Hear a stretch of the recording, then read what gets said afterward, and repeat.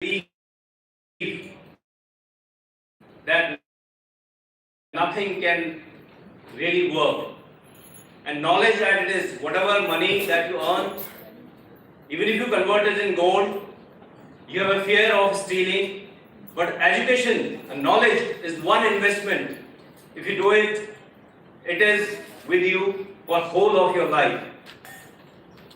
As the saying goes, we should never stop learning, as learning never stops. With this, we all invite you to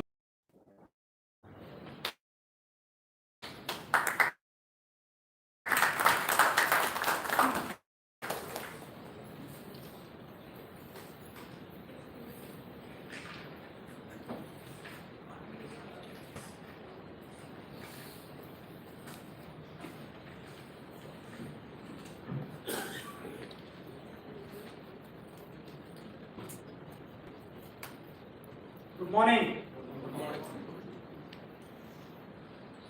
Mr. Alexander Stadfeld, Economic Counselor, Embassy of Germany to India. Mr. Peter Gimele, resident from Konrad Adenauer Stiftung. Dr. D.N. Pandey, Director, 𝐏𝐇𝐃𝐂𝐂𝐈 Institute of Management. My colleague, Mr. Pradeep Muntani, Vice President, PhD Chamber of Commerce. Mr. Bansal, our Chairman of Education Committee. Dr. Ranjit Mehta, Principal Director, PhD Chamber of Commerce.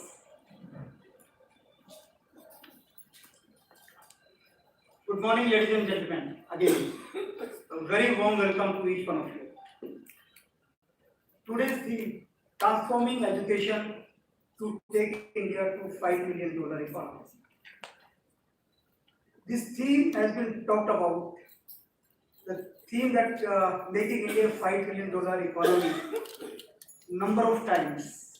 Almost every day we would see a program on making India a $5 million economy. Sometimes it is infrastructure, which will take India to $5 billion economy.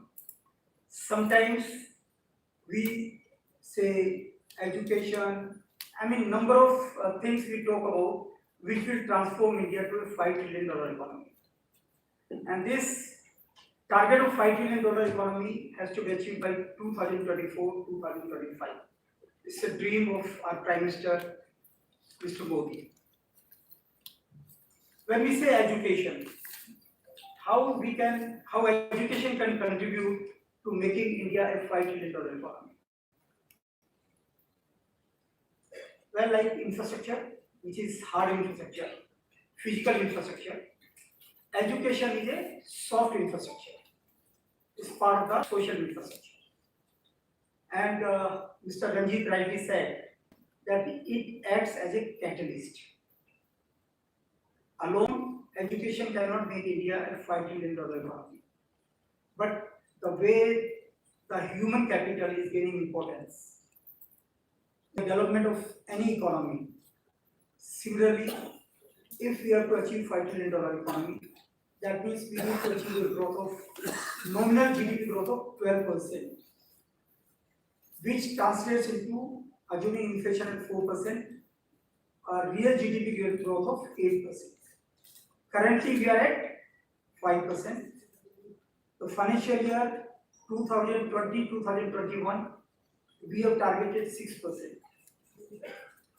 So, when you require a growth of 8% with 5% and 6%, that means going forward, maybe 2021, 2022, we need to achieve a growth of 7%, 8%, and then maybe 10% and maybe then 12%. That is the kind of growth we need to achieve to reach to $5 trillion economy. Can help as a catalyst. Our ranking is 115 in Human Capital Index. Having said that, if I talk about the education policy in India, The first education policy in India was announced in 1986 and it was modified in 1992. And since last 28 years, the society has changed, the country has changed, the world has changed. We have moved from industry 3.0 to industry 4.0, from computerization, automation to now the new age technologies, the artificial intelligence, the big data analytics, machine learning, cloud computing, these augmented reality, virtual reality, Internet of Things, blockchain technologies. The world has changed, and here comes the role of education. If I talk, one of the best thing India has, and one of the strength of India is the demographic dividend. What is this demographic dividend? We are a very young population. 50% of our population is below 25 years of age. 65% of our population is below 35 years of age. Average age of India is 29. We are a very young population. And when I say 50% of the population is below 25 years of age, there the role of education becomes very important. And other positive is we have English speaking population, where the delivery of education is quite easy. We have a tech savvy population with 120 crore mobiles, with 55 crore internet connections, 35 crore smartphones. Our population is very tech savvy. When we have such a population, if this population is educated, they are skilled and they are employed, then it is a real demographic demand. But if it is not, then it can turn into a demographic disaster. So as I said, the education policy. Now in this budget, our Honorable Finance Minister, she talked about that they will be coming out with a new education policy. Though a draft national education policy has already come out on 31st May 2019. And you know how many suggestions have come? More than 2 lakhs. More than 2 lakh suggestions have come, because when it was publicized on their website, it was stakeholders' comments were invited. So there have been number of suggestions. But I am sure with these suggestions, a lot of changes will happen in that policy, and we would have a new education policy in place.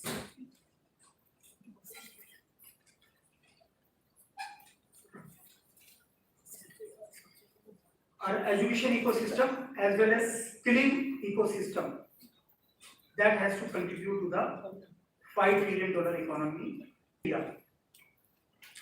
Under Skill India, Modi government is targeting skilling almost 40 crore people so that they become employable.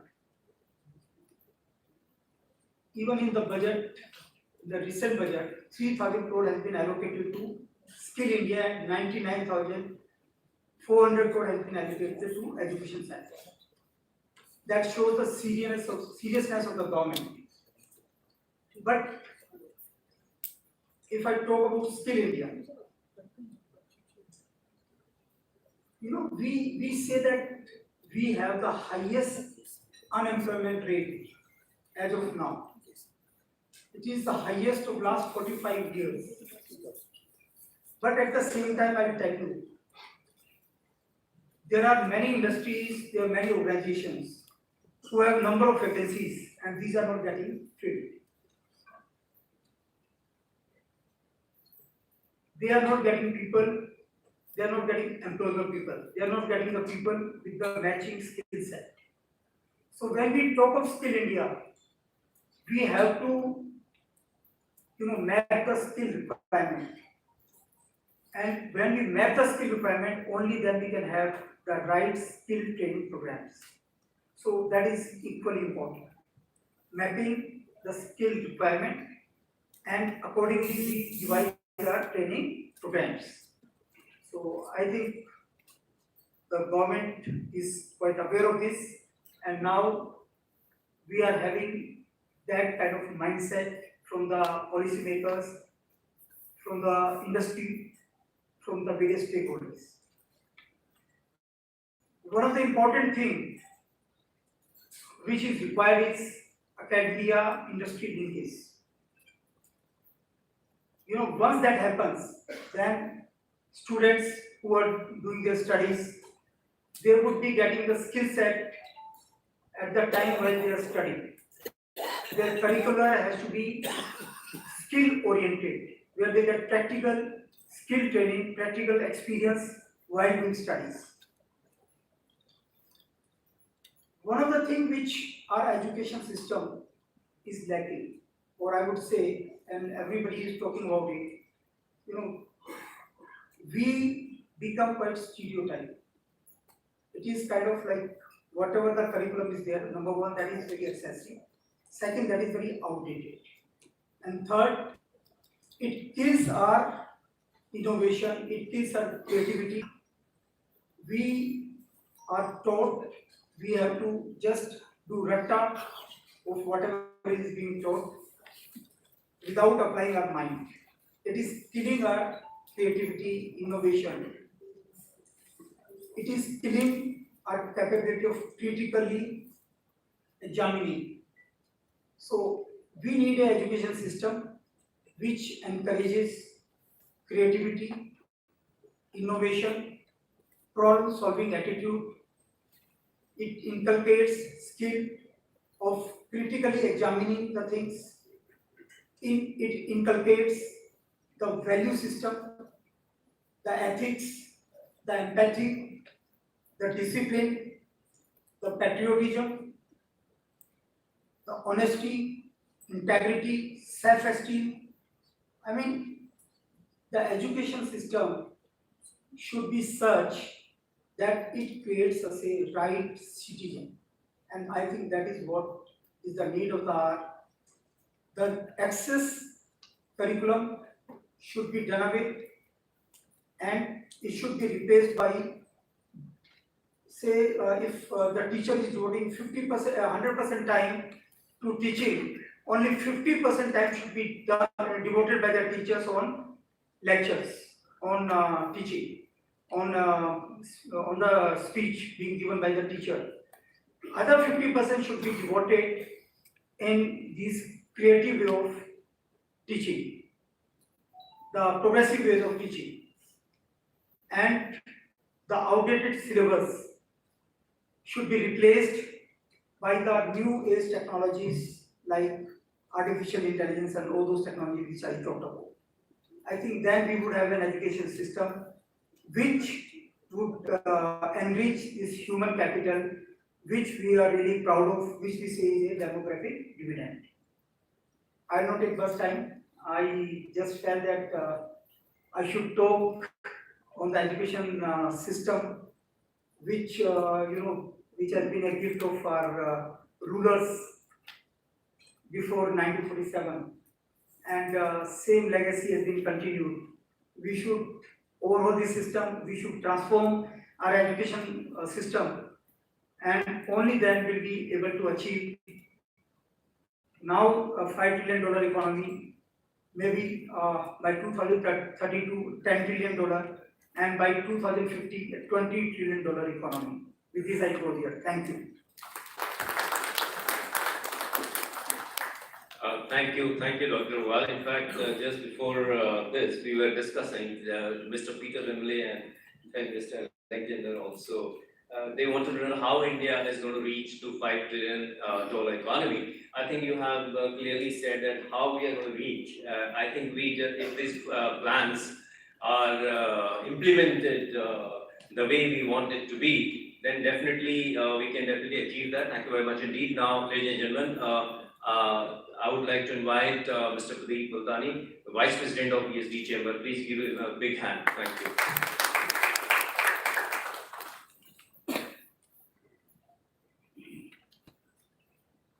Thank you, Dr. Rajiv.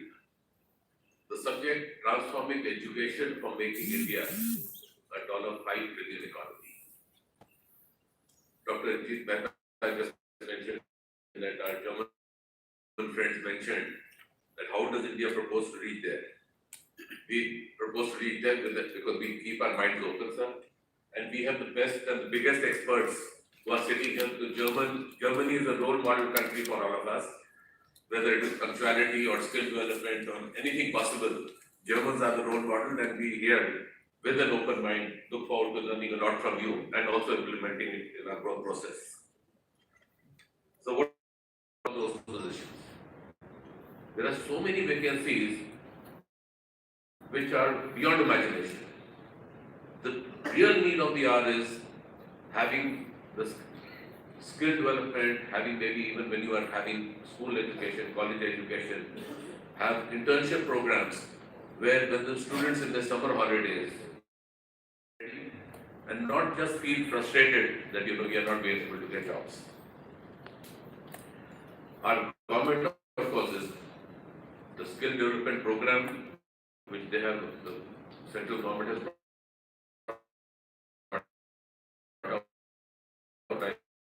I think is absolutely outstanding.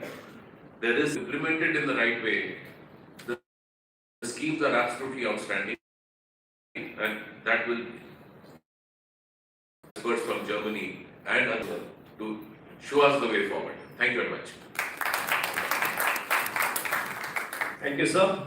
Now, ladies and gentlemen, it is my privilege to invite Mr. Peter Remley, the Chief Representative of KAS, who are the supporter of this education summit today. Mr. Remley is a thought leader, one of the legal experts also, and he is definitely going to add a lot of value with his thought process today in this education summit. Please give a very big hand to Mr. Remley. Thank you.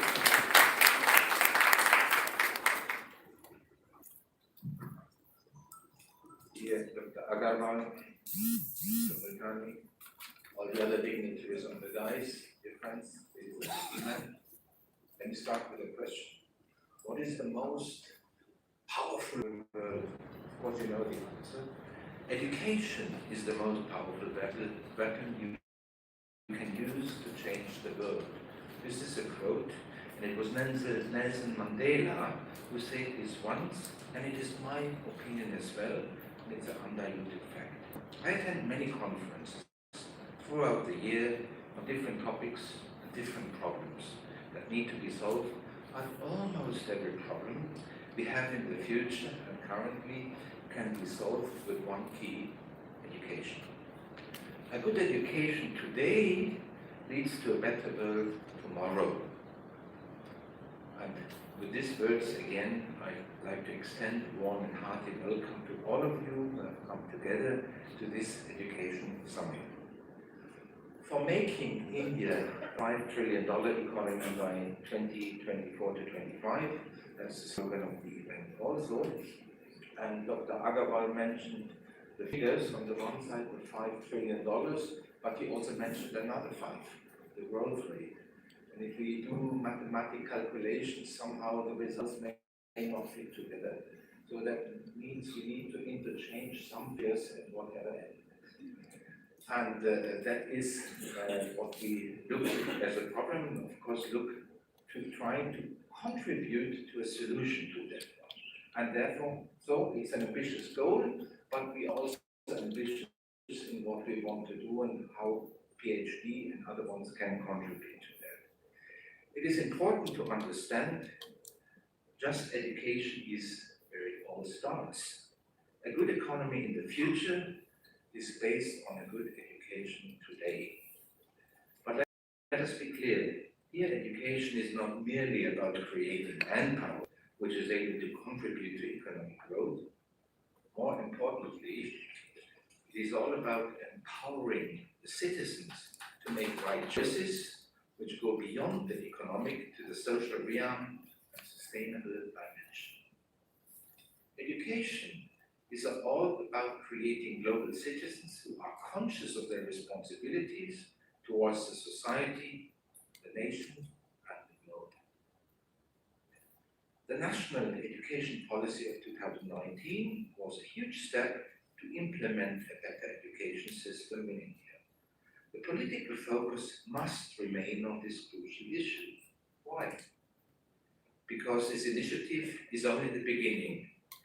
India, at the end, with 500 million, not population, the 5 comes again, so Punch 5 is an important figure in India. The 500 million is the population below 80 years. If you look to other countries, this is 6, almost 7 times the entire population of Germany.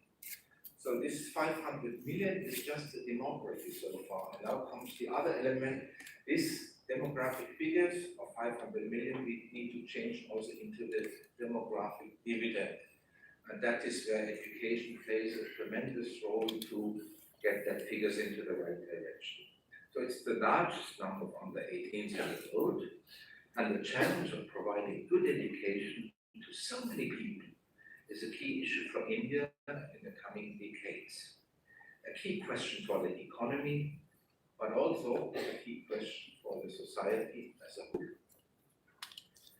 India is now facing the big and long transformation from a merely agriculturally structured country towards a leading state of modern technology. And this economic transformation is quite successful, but even in the economy, the most important capital is not the money being put in, but it's the human capital. Human capital is coming with education. For example, there is no artificial intelligence without human intelligence, what has been put in before. No machine learning without human learning. And we are here to discuss the next steps that need to be taken to achieve this transformation successfully. I'm pleased that we're hearing numerous experts. Ian will help us to answer this question. And as the Konrad Adenauer Foundation, which I represent, I'm pleased to partner with PhD in this event. And as most of you know, we have a very long history of partnership with PhD in India. Our foundation, named after the first German Chancellor Konrad Adenauer, is a foundation active in India since 1968. We are involved in many fields, in many issues, but also in, if we talk for education and education health, of course, worldwide we are currently supporting about 3,500 young people with educational scholarships. Of course, we cannot cover the 500 million, but we can contribute to it, and that's what we're doing. An educational system is certainly not perfect, but it is considered a role model for many. I think there are reasons for that. Their politicians understood what the quote from Nelson Mandela said so wonderfully. In the agenda and in financial considerations to make it possible. Investment in education pays off in the long term more than in many other areas.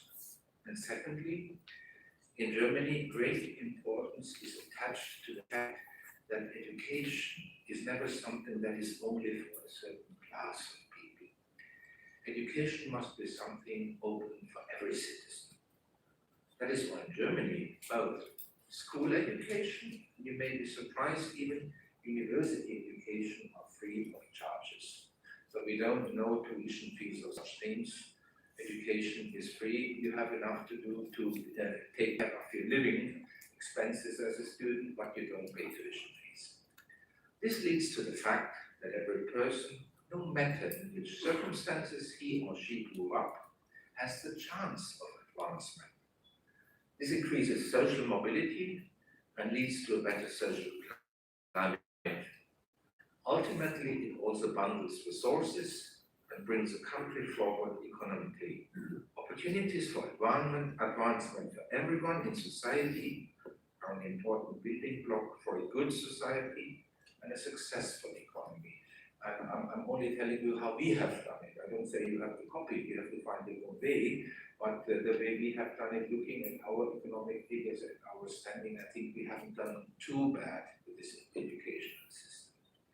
But also, and I have to come back to our second chancellor, the first was Adenauer, second one Ludwig Erhard, and he described it with a slogan, prosperity for all. So economic growth shouldn't lead only to some areas, it should lead to prosperity for all. That's an important point. Coming back to that, and I know that PhD is a strategic thinking institution, so they know that if we put investment into economy, into education now, it's a long-term goal. It's difficult to have the results already in 3 years or in 4 years. So they're thinking ahead. I know that, of course, the principle remains a good education will lead to a good Indian economy. I will close. I wish all of you a very interesting and hopefully very fruitful discussion and results to long excellent and valuable. Thank you, Mr. Remley. He rightly said that education is not about reading or writing. It's about being a responsible citizen. It's extremely important. And moreover, today, why education is so important, not only today, any time in the history of humans, education is extremely important because when you think of any powerful man on this earth, how he won, what weapons did he use, you can't even remember anyone. But if you think of a person who invented zero, you immediately know what the answer is. And you don't have to think when you talk of Shakespeare, you don't have to think when you talk of Albert Einstein, Kalidas, all of these people, because this is the impact of education. Thank you very much, Mr. Remley. Now, ladies and gentlemen, please give a very big hand for Mr. Alexander Stitfield, who is the Economic Council of German University. Thank you very much.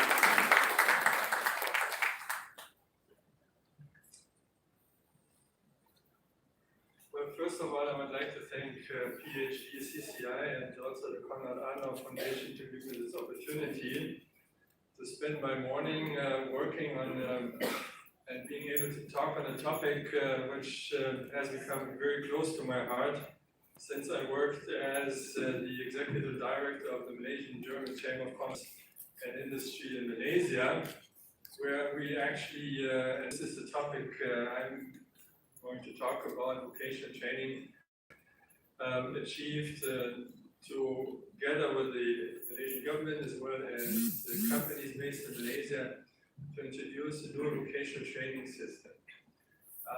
When people look at Germany in terms of education, they usually don't look at universities, but they talk about the vocational training system. And this, I believe, is one of the backbones of German industrial and economic success. I was tasked, it's not here, but you see it in the program, to look a bit in the future. I would like to start with a quote.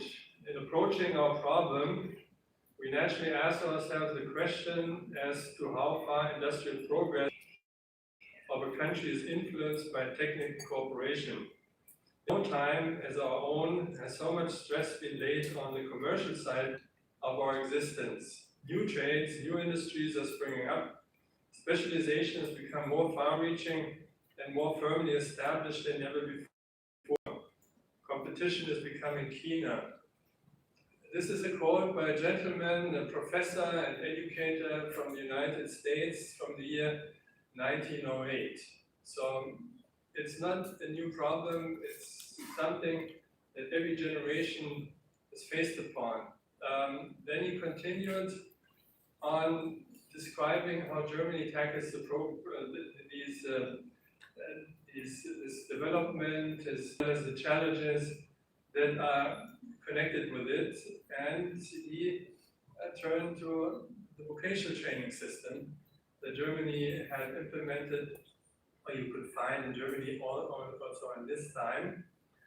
A training system, vocational training system, which goes back basically to the Middle Ages, to 14th, 15th century. Coming back to a point, university, college education against higher education. I would not say it's undervalued, but it might, in our opinion and our experience, in certain countries it might be a little bit overvalued, which is because that based upon that the vocational training system is in place in these countries does not offer, they would have a university percent.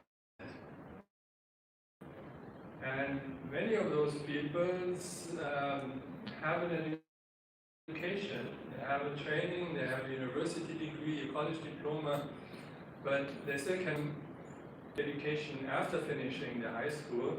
Basically, in those Asian countries I worked, India, Malaysia, Indonesia, everybody wants to go to university. When somebody is pursuing a career or vocational training, parents, young people themselves often perceive themselves as a failure. So it's also about a mindset. Mindset combination, what's on offer in terms of vocational training. Of course, when you pursue a path of vocational training, one would like to achieve something that is of higher value.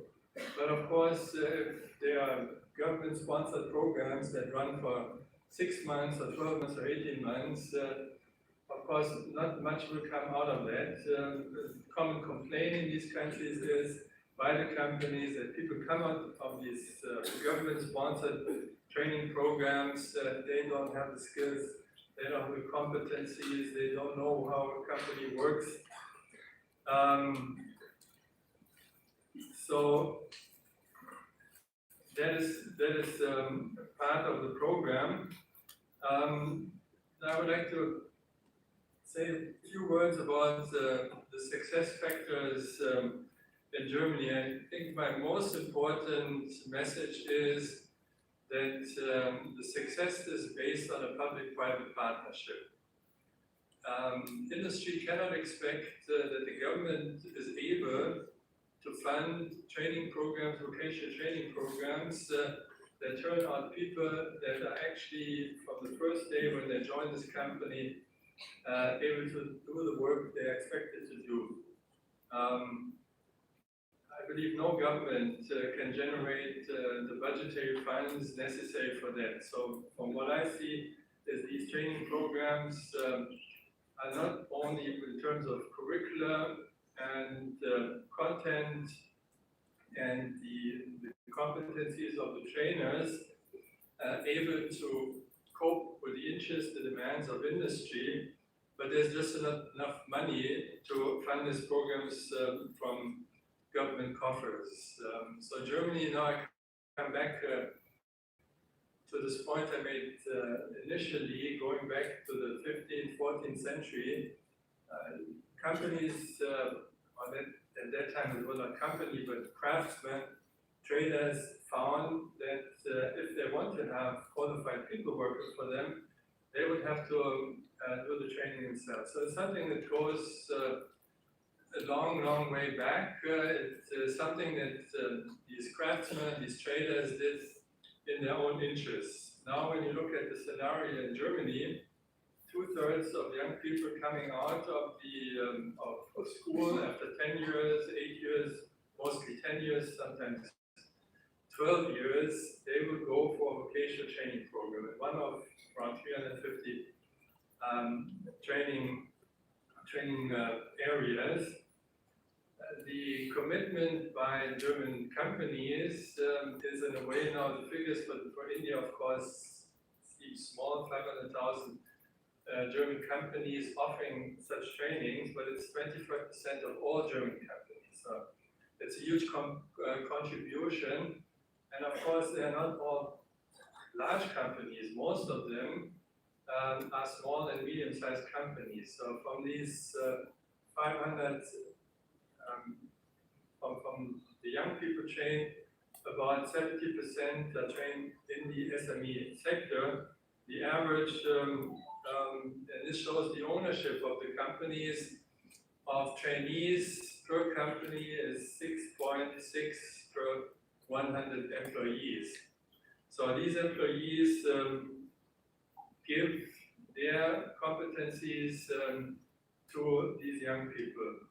Point is, you have the main responsibility for training young people with the private sector. And again, this, I believe, is my main message. Apart from university training, if one really wants to have a competent, skilled workforce that can carry the aspirations of a society, of a government, becoming a $5 trillion economy, become an industrialized nation, moving up to 15,000 US$ per capita GDP, I believe there needs to be a very strong contribution by the private sector. Now, when we were promoting on the way to this dual vocation training system in Malaysia, of course we were confronted by thoughts of the industry why they should do this contribution, and what would happen. Someone is training, and what are their benefits? They're training young people for 2 or 3 years, and then they would walk away for someone who's paying a better salary. But what is forgotten in this is, if you have a young person for 2 or 3 years in the company, the chances to bind him to the company, to make him identify himself with the company, with the products, with the processes, is a very good chance. And of course, if someone has a decent training, you would be able to offer such a person an interesting and attractive career path in the industry, in this company. You would have the basis for such a person to for further training, maybe even additional training. So something that will bind them usually to the company. Another argument was it's very expensive to train young people in the company itself, so it would burden on the finances of a company. Apprentice is working on the job, so he's doing actually work of the public sector, either the federal government or the state government, part also by municipal governments. So you see, this public-private channel, this sharing of costs and burdens makes it basically the largest public-private partnership in Germany. I said that I would be happy if you would like to learn more about the dual vocation training system, the details. I just could put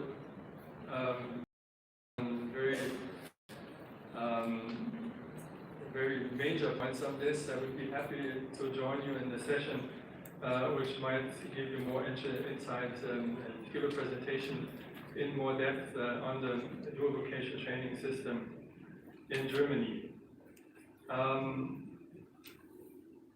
There are, just to mention this, there's an engagement of Germany in collaboration with India on vocational training here. In India already in place. Germany and India share strategic partnerships, which was also highlighted again when our heads of government, Prime Minister Modi and the German Chancellor Merkel met for government-to-government consultations in November 2019, which is a very unique platform Germany and India have worldwide. So vocational training also featured in these consultations, and there is quite an engagement by Germany in partnership with government institutions, with training institutions, and the private sector going on here in India. So basically, this is what I want to say, but now I feel that maybe I should say something about the $5 trillion economy of India and whether India will be able to reach this in 2024, 2025.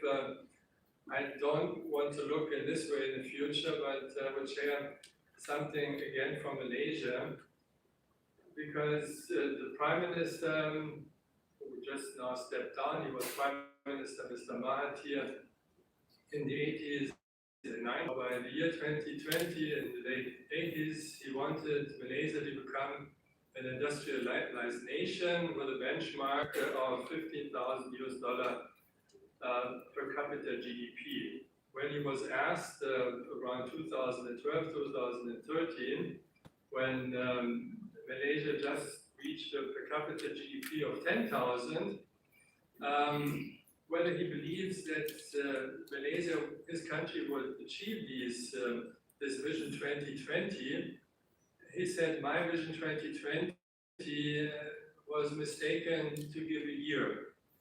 My Vision 2020 was referring to, as in the United States and UK, someone who defines perfect eyesight.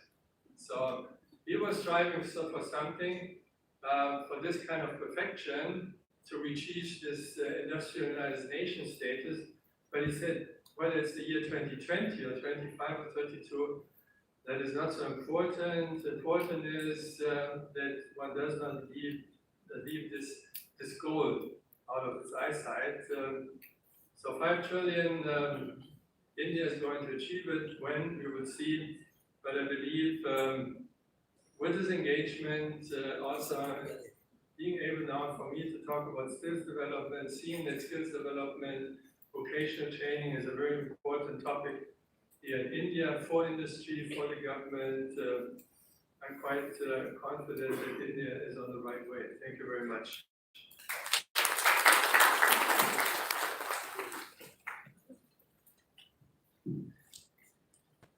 Thank you, Mr. Alexander. You emphasized on skill development, vocational training, and very important thing is mindset. I completely agree with you, because I was just it reminded me of an article in Harvard Business Review. There was a study conducted by Harvard University which said 85% of the time a person gets a job or a promotion not because of the facts and figures that he knows, but because of the attitude or the mindset that he has. And definitely it is very true. I mean, mindset is very important. That's what makes one a very responsible citizen, what Mr. Remble also said. Now, about the $5 trillion economy, I would only say our Prime Minister is a very big thinker. And I believe in a saying, you shoot for the moon. Even if you fall among the stars. Thank you very much. Now I invite Mr. D.N. Pandey, Director of Jaipur Institute of Management, for his address.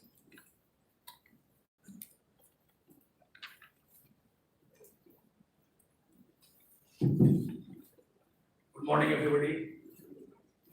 Respected Dr. 𝐾𝐃𝐂𝐂𝐈, President PhD Chamber of Commerce, distinguished speakers on the dais, my friends in audience. Transforming education for making India a $5 trillion economy is a buzzword. In many conferences I have attended, the scope also. As of now, if you look at the reality, IMF has released the latest data. We have already become the 5th largest economy in the world. And the GDP as of now is approximately $2.9 trillion. We are just close to $2 trillion away from a target which I call myself a stretch target. And for any visionary leader and even for a CEO, target has to be stretchable. If you don't stretch it, you hardly achieve it. So that way, our visionary Prime Minister, Sri Narendra Modi ji, has met this target. It looks for many people unthinkable as of now. Because if you look at the data point of view, you find that we are growing by 5%, we'll grow by 6% next year, and then it will grow by 8% real GDP, and then by 10-12% to reach that target. But if you look at the projections of IMF also released when we declared that we are the 5th largest economy in the world, they say that by 2024-25, India will become a 4.8 trillion economy. If you look at very realistic projections, we are just 200 billion away from the target on a date set by the Prime Minister. So not a big deal to think like this. I mean, there is a possibility, and hopefully even if we close to that, we must celebrate that we are of that big economy in size.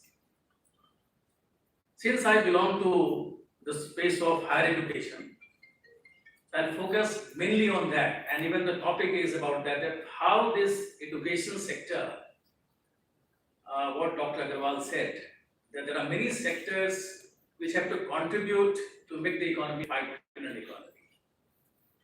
Even in education, we have got two different segments. One is school education, secondary, higher secondary and primary. Other is a higher education, which is colleges, universities, and up and on.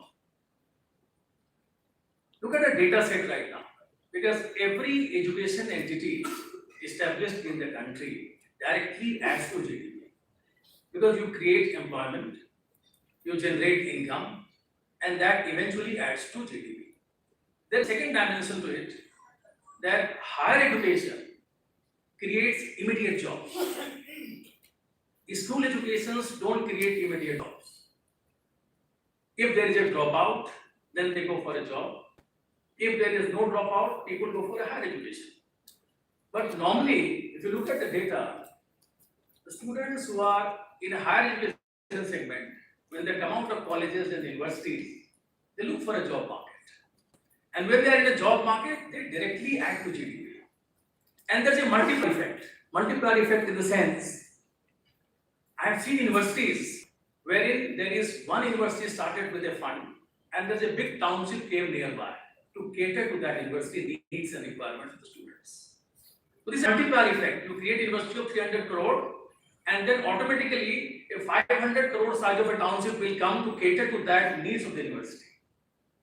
So that's a huge segment which can actually lead to that goal set by the Prime Minister. We had only 20 universities when India got independence.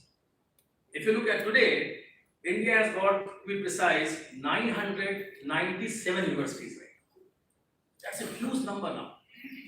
And then if you look at the growth in every state, because India as of now has got 350 state private universities. And every state is promoting to establish a number of universities every month. So probably next time we'll start somewhere to speak up, this number might have gone crossing 1,000 universities in India. But then more than the universities, India has got large number of colleges which are either affiliated to university or they are basically independent colleges, primarily known as independent colleges. So if you look at that number is very large. As of now, India has got 42,000 colleges. And then India has also got 11,000 standalone institutions.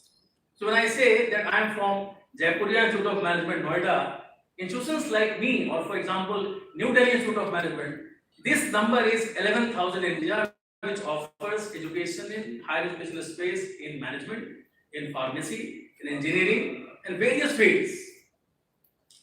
This number is staggering. If you look at a few more numbers, these universities, colleges, standalone institutions, they actually cater to a big size, and the size is approximately 3.5 crore students get enrolled. They get education in these universities, colleges, and standalone institutions. And these universities, colleges, and standalone institutions also create employment for faculty, what we call teachers, the number of teachers employed in these colleges, universities, and institutions is approximately 15 lakh. Direct employment to teachers. Now let's look at one of the panel members talked about demographic dividend. Now demographic dividend will come only when the colleges, institutions, they target education slightly in a different way. Because demographic dividend will last only for 37 years. It has not come to India to last for a longer period. After 37 years, the population will start being in that age bracket, which will not be productive by then. So we have to do a lot of things in coming 25, 30 years to exploit the asset side of human population in India, which can be highly productive, employable, and can change the whole gamut of Indian system and Indian way of growing an economy. There is one data which I want to share with you, that every year, if you look at the school education right now, let us look at the school education right now.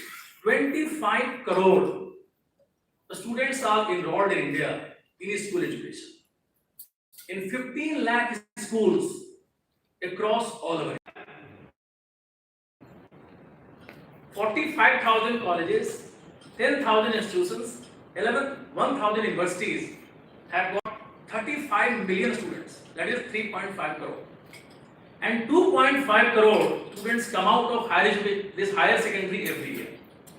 So actually, less than 1.5 crore students enter colleges, universities, and higher institutions for higher education. Almost 1.25 crore students cannot go to the colleges either because of affordability, or because of some dropout, or because of some social reasons. What they need. And here lies the most important program launched by our Prime Minister Modi, skill development in each state. Because then students who are passing out from school and cannot go to the colleges, they require to get those skills which are needed in the economy in different spheres, in different segments, and they can add a lot of value to the economy. I was just talking to my friend in the car, and I was just discussing with him that if you look at a skill given to a plumber or an electrician just passing in school, a plumber or an electrician in India, or even a driver for that matter, it's called kind of a skill, earns approximately $3,000 per year. So 15 million people getting dropped out from the school or not going to the colleges, if they are skilled properly, that effectively adds to $60 billion economy immediately without multiplier effect. If you multiply with some numbers, it can lead to $100 billion just because of one reason. If you have got a large base of entrepreneurship drive, because that is what the need is. I met just few days back a student. I am just giving you this number because we are talking about 6%, 8%, 10%. See the entire magic of things in India. I met one guy who said, sir, 3 years ago, I passed out from 𝐿 College in Delhi. I can just tell his name because I am feeling proud about this, Siddharth. And stories like Siddharth will be millions in this country in 2020, I can tell you. Because I am meeting these students every day in various colleges. And he said, 3 of my friends started one startup just in 2016-17. And what is the startup? The guy belongs to Agra. And his father is a shoe manufacturing business. And he found that being a manufacturer, his father was unable to connect to retailers in all over India. So 3 of his friends thought, let us not do masters. Let's drop out from the college. I mean, not drop out. They passed the economics honors. And then they started a small app. And the app name is Shoe Connect. What they have done, they have connected all shoe manufacturers, not all, large numbers, with shoe retailers. Let me tell you the number. 35,000 retailers have been connected to large number of manufacturers. The number is more than 1,000. The first year turnover when they connected, try to understand, an Agra shoe manufacturer is connected to a shoe retailer in Kerala, which was not possible just 2 years back. India is such a massive geographical land. And then what they did, they said that these retailers will be able to place orders to manufacturers on a POD basis, that is pay on delivery. So what happens is pay on delivery reduce the time cycle by which manufacturers used to get money from the retailers, which was 4 months earlier. Now this is just 10 days. So just try to understand, manufacturers don't require working capital for 4 months from banks. That dependence has gone down. And see the impact of this. This one example. The impact is that in 2017, this company, which is called 𝐄𝐃𝐂𝐂𝐈, an app, nothing big deal, was having a turnover of 1 crore. And now, 2020, the turnover is 250 crore. And I said, my dear, this is just one example. If you look at all colleges in India, these youngsters are doing miracles now. And these miracles will make this target dwarf. हमें ऐसा लगता है कि $5 trillion economy है, क्योंकि हमारे देश में टाटा को बिलियनर बनने में कितने साल लग गए? बिरला जी को बिलियनर बनने में कितने साल लग गए? 25 साल, 30 साल, 40 साल. हमारे यहाँ के फ्रेंड बैठे होंगे industrialist, they have become billionaire or millionaire after 10, 15, 20 years. Ritesh Agarwal, Oyo guy, he is a billionaire. What is his age? 26. At what age he started? Only 18 years. At the age of 18 years, when everybody said to Ritesh, "Yeah, fail आपको होना ही होना है. You can never do good in success in this business." आज Ritesh Agarwal billionaire है, youngest billionaire in the world.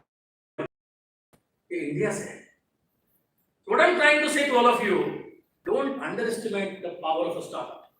Don't underestimate the power of technology. The question is that if we can harness, if we can exploit the technological advantage, and our young kids, if they are given that particular environment in the school nowadays, I'm very happy to see many schools are actually moving in the direction of AI. They are moving in the direction of making students blockchain or these apps. That is, and this will come a big surprise to all of us. You never know. By 2027, India might become a $7 trillion economy. You never know this. Because if a company can grow from 1 crore to 250 crore in just 3 years' time, and these numbers increase in a big way, nothing is impossible. So this is first thing I want to say.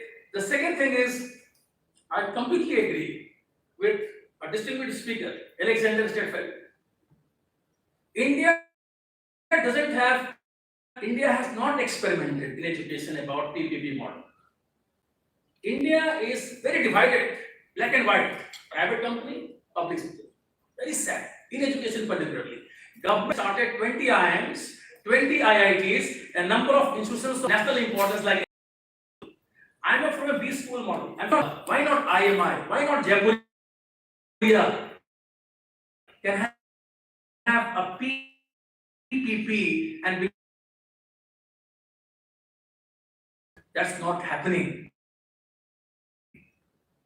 There lies a government's vision that education sector, if it has few more things. One is about role of private sector, highly understood. I have never seen any neta talking about a private sector education in his speech. They'll stand up and talk, I am Ahmedabad में ये हो गया, I am Lucknow में ये हो गया, IIT में ये हो गया. उनको पता नहीं है इंडिया में 2000 ऐसे प्राइवेट इंजीनियरिंग कॉलेज हैं जिनकी एम्प्लॉयबिलिटी जो पैरामीटर है वो IIT से ज्यादा है. अभी मैं एक लेक्चर अटेंड कर रहा था Vivek Bhardwaj recently. Vivek Bhardwaj is a celebrity innovator in the world Carnegie Mellon. He said that in the US only 10% of these great innovations have been done by IITians. The biggest innovations have come from social sciences from University of Delhi. This is a fact, I'm telling you. A big fact है. Government talks only IIMs, government talks only IITs. IIMs and IITs will never take you to that top. You have to involve private sector. जहाँ पे कि 50,000 schools operate कर रहे हैं, जब तक आप इनको leverage नहीं करोगे, you can never go to that top. This 30-40 institutions will never make a big difference in the economy. Now try to understand one example. IT sector की हम बात करते हैं, which is India so proud of today. We talk of Infosys, we talk of TCS, we talk of Cognizant, big companies, and they have made us proud, listed in NYSE. The question is, who started these big companies? Does government did anything to that? Nothing. Infosys came as a private enterprise. TCS came as a private enterprise. Cognizant came, all big names came to their own merit, to their own drive. They did not come because of government facilitation. And let me tell you, these companies got employees, again not taught by IT. They were taught by NIIT, taught by Aptech. Aptech and NIIT did a revolution to create millions of people who can join these IT companies to make India superpower in IT space in the world. You can't underestimate private space. Problem here is that we are so narrowly focused, our bureaucrats in government, that they talk just government. Forget government. The future is all about the private sector. But then, there is one small thing which requires to be tackled nicely. I'm in a private business school and I've traveled in many places, and there is one thing we need to understand. I think we have got here the NDIM also. So there is, he can understand my concern that private schools have to improve governance. Unless they improve governance, they can never become world class. Harvard or all these big names we talk in India every day, they're all private. But these private are not one man show. There is a trust. There is an independent board. It's not one man show. Now, sadly in India, all private players who are in education, they have tried to become a one man show. They don't trust their own employees. They don't trust faculty. Let me tell you one thing. Faculty ratio in India is very, very bad. 29 student has got one faculty. That's the ratio. Because you have to understand one thing. It's a change of mindset. Faculty is not a cost center. Faculty is a profit center. Every faculty you recruit will bring his or her own business in its own way. Unless governance makes a metamorphosis in India, I don't have a strong belief that private sector can boast of creating a big world-class institutions. And unless you do that, in a higher education level, at a big scope for exporting education. अभी हमारे पास कौन से लड़के आते हैं? नहीं आ रहे हैं. यूएस तो आएंगे ही नहीं. So unless you create a Harvard in India, you can never export education to the world. So first is that you create that quality profile in the country by keeping the governance and then start exporting. I am quite confident this $5 trillion economy will never be a dream, it never be a target. These will happen very soon. Thank you very much. Wish you all the best.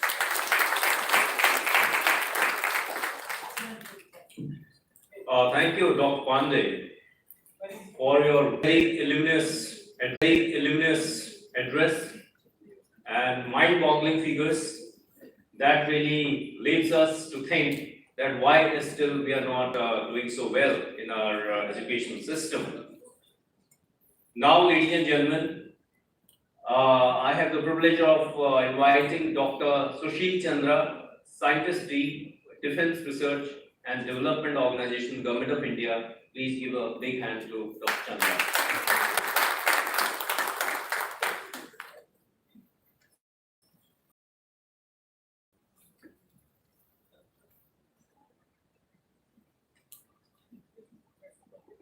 Thank you, Dr. Mehta. Firstly, very, very good morning to all of you and dignitaries on the dais. I think my earlier speakers have almost touched, starting from national to international, from educational to vocational. A little dimension which is left to me is my area also, luckily, because I'm from research side. And my earlier speaker also left in the last some scope of talking about research. I'll try to touch upon by the earlier speakers also a few of the points which I think most of you must have registered in your mind, but I'll just try to recall a few.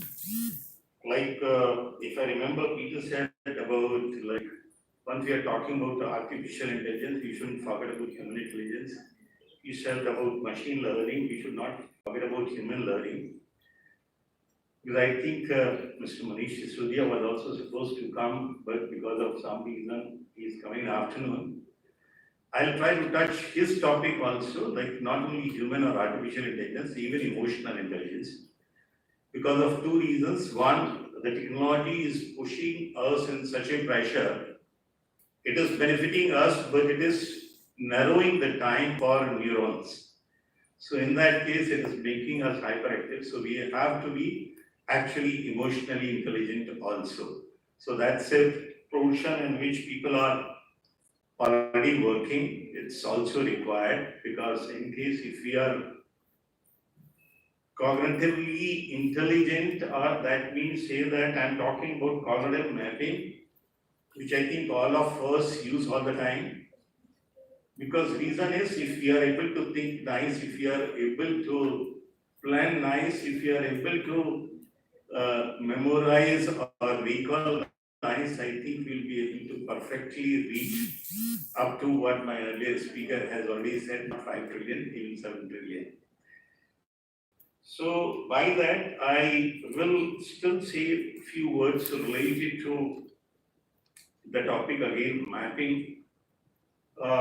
I will say 3 words in that. One, we talk about human mapping.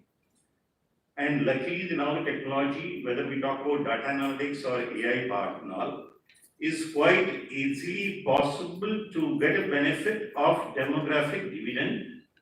In the point like we can easily map in which state, how many people are school educated, how many people are going to drop, as he has given the country-wise data. I can say that, like in case of big data analytics, like all 5 V's, we can actually map the human, not of today, rather based on dynamic data analytics. You can even predict the future in next 24, how many villages will have which kind of age population and how much educated and how much skilled they will be. And not only that, why my meaning of mapping is that easily we can calculate. Like I'll give you one example related to DMIC, Delhi Mumbai Industrial Corridor. So if we know that these many industries in these many states, based on these many specific sectors will come up. So accordingly, no doubt our friendly partners, German partners, they have been already an excellent partner related to starting from Indo-German tool room centers, have been the history for that. So in that case, we can not only educate, not only skill, not only industry ready, we can actually map the complete phenomena in such a way based on utilizing the technology and forecasting together. So that's what my meaning is.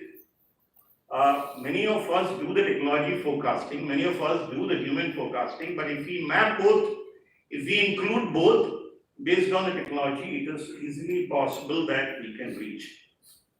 2, because luckily I was with MIT for 3 days conference related to Open University. So there also I will touch upon.